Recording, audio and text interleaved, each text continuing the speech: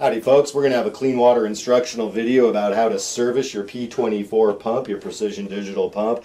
A lot of reasons several reasons can cause loss of prime issues. The first and foremost is when you get your pump new and it's after it's ran for about an hour, you'll want to check the Allen head bolts on the back of the pump head and make sure that they didn't loosen up a little bit. They want to be tight and snug, but not too tight. If you over tighten them, the diaphragm inside will have a hard time traveling. There is no torque value for it, unfortunately, but it's not too overly difficult. If it's too loose, obviously you're going to have chlorine solution coming out of the bottom and forming. So if you ever walk up to the pump and you see salt right there, which is an indication of chlorine that is dried, or white fur as it also looks like, any place where you see white fur, which is the chlorine salt, it means you got a leak somewhere, so you need to address it. Whenever you're doing any of this stuff, put on dirty clothes and be wearing some eyewear as far as that goes, even though usually your chlorine solution is diluted. Better safe than sorry. You might want to put on some rubber gloves too, or wash your hands right afterwards.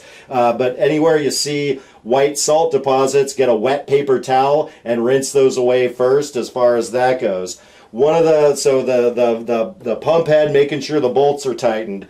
If you're getting solution back feeding into the tank, your solution tank level is rising, that often indicates that the injection check valve is failing. And a lot of times it just needs to be cleaned. You just need to take it apart and clean it. And we have a separate video about that. And I will say that there are generally two types of injection check valve.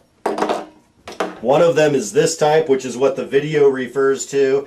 And on the inside of the injection check valve, when we unscrew it, we have the spring that holds the ball. We have a spring in there and we hold the ball, and then there's the thing that holds the ball and spring down, and then there's the rubber washer that keeps it all as a tight seal and pushes it in. So you need to take all that apart and clean it and inspect it. If the spring is completely wore out, it is time to get a new check valve as far as that goes.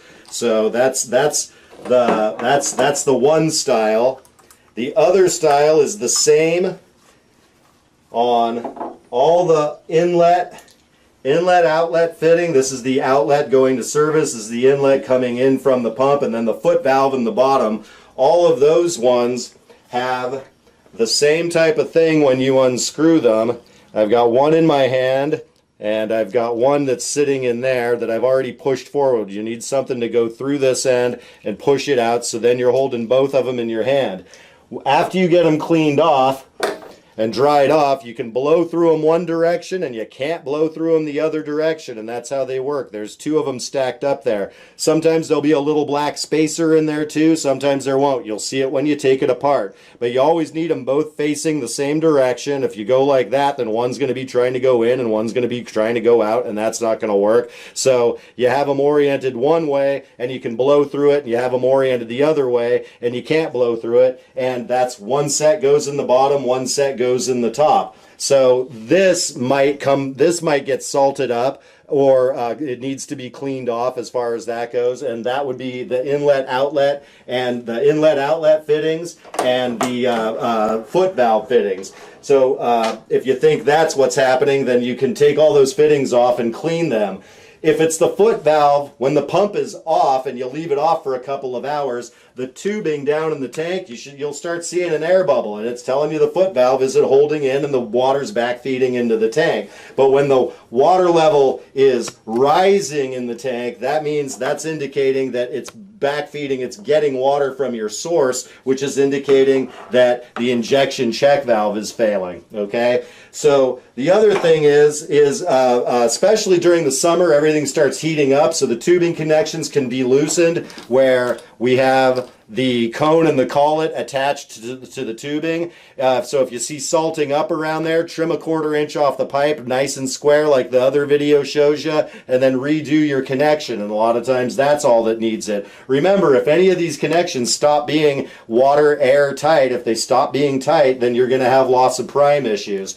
Part of the reason that you have loss of prime issues in the summertime is because water heats up and it's more loose, and your fittings might move around, and that's sort of one of the things you want to be looking at. So during the hot summer months, you can't leave it outdoors. It's got to be in some type of enclosure out of direct sunlight, but that doesn't mean up to about 110 degrees the pump will perform. If it's going to be 115, 120 degrees where you are, some type of fan, something to keep it cool is going to be necessary. Another thing about the heat is if you have solution in your tank, the solution strength when you dilute it with water in the summer, if it's pretty hot out, it's only going to be good for about 30 days. So add like a quarter cup, or add a quart, 16 ounces of 12% chlorine bleach and 5 gallons of water, and use that as your solution strength to get where you need to go. If you start pumping and it's too high, your chlorine residual is too high, then add some more water. A quart to 5 gallons is a very rich solution strength for most home applications as far as that goes. In the summer months, the chlorine should be changed out every 30 days. In the winter, when it's cooler out, it should still be every 45 to 60 days. Only if you were running straight pure chlorine would it be about a 3-month cycle. So that's a good thing to remember, is you don't necessarily want to fill the solution tank up, because over time the chlorine is going to the chlorine value, the effectiveness of it is going to go down.